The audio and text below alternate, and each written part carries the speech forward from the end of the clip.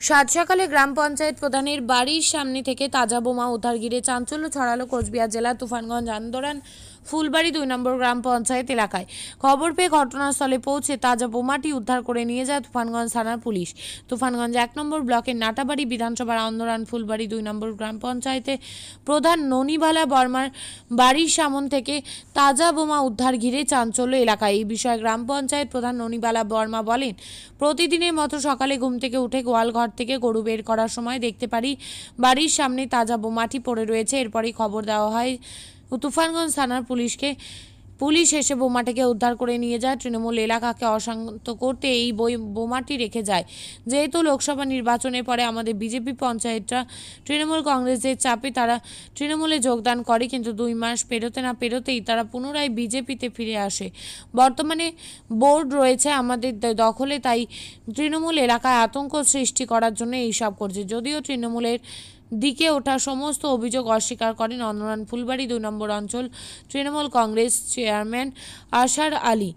তিনি বলেন, বিজেপির পায়ের তলায় মাটি নেই, তাই নিজের বাড়িতে বোমা রেখে গ্রাম পঞ্চায়েত কার্যালয়ে ঢোকার চেষ্টা করছে। এর সাথে কোনো তৃণমূলের যোগ নেই।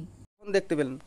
আমি সকালবেলা 7টা নাগাদ হয়তো হবে ঘুম থেকে উঠি আমি সারা বছরের ন্যায় প্রতিদিনের ন্যায় গরু বের করি। গরু বের করতে গিয়ে দেখি এটা ওই বোমের মতো দেখা যাচ্ছে। একটু কাছাকাছি গিয়ে দেখি না, এই জিনিসটা আমাদের বাড়ির সামনে কোনোদিন থাকে না। হ্যাঁ তো বোম সুতলি দিয়ে তখন আমি তারপরে থানায় ফোন করি। মানে কি মনে করছেন কারা রাখতে পারে? এরা তৃণমূল আসছে তো দুষ্কৃতী। আমি বিজেপির প্রধান, আমাদের অঞ্চল নিয়ে যেহেতু আমাদের পঞ্চায়েতের টিএমসিতে গিয়েছিল, তারা আবার বিজেপিতে জয়েন করেছে।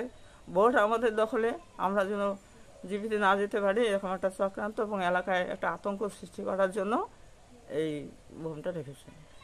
থানায় খবর দিয়েছেন? হ্যাঁ, থানায় খবর দিয়েছি, আমি ওসিকে ফোন করেছি। কি নাম আপনার? আমার নাম ননিবালা বর্মা, আন্দোলন প্রধান। কি চাচ্ছেন এখন?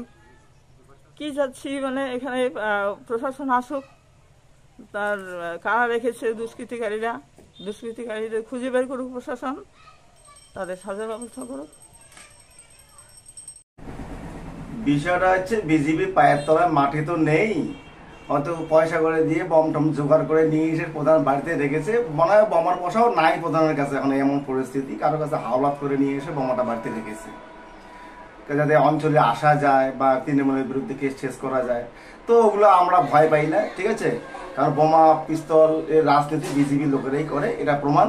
মিথ্যে কেস আমাদের পঞ্চায়েতগুলো, বিজেপির পঞ্চায়েতগুলো আমাদের নামে মিথ্যে মামলা দিয়েছিল, বোমা পিস্তল বন্দুক যা যা দরকার তাই দিয়েছিল, সেগুলো বুমেরাং হয়ে গেছে।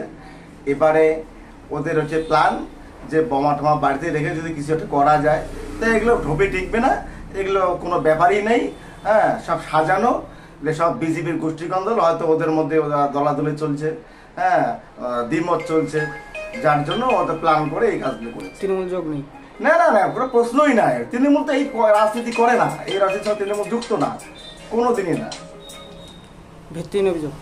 ভিত্তিহীনের কোনো ব্যাপার নেই, সব মিথ্যে অভিযোগ। আপনার নাম? আমার নাম মোহাম্মদ আশার আলী, চেয়ারম্যান আন্দোলন 2 নং অঞ্চল তৃণমূল কংগ্রেস কমিটি।